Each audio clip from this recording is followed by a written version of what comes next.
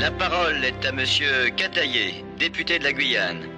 Monsieur le Président, mes chers collègues, tout d'abord, permettez-moi de vous témoigner ma profonde reconnaissance pour la sympathie que tous vous avez témoignée pour la cause que j'ai toujours défendue ici, et qui est éminemment une cause française.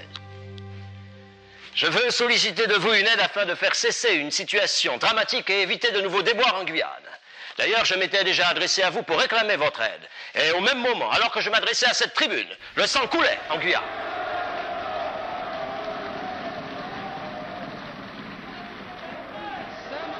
Encore une fois, Monsieur le Président, permettez-moi de solliciter votre bienveillante intervention.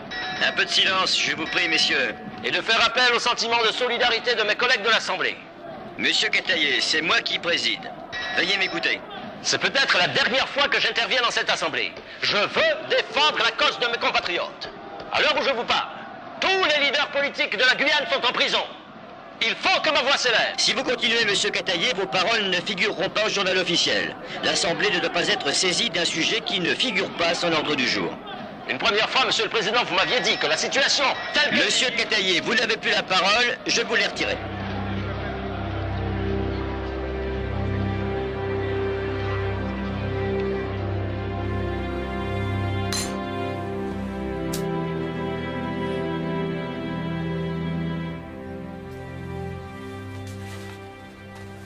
Bonjour, monsieur le député. Que s'est-il passé exactement?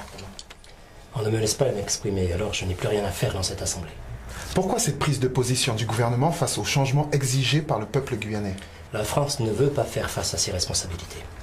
Les Guyanais en ce moment vivent des heures difficiles, et il n'y a aucun homme politique ici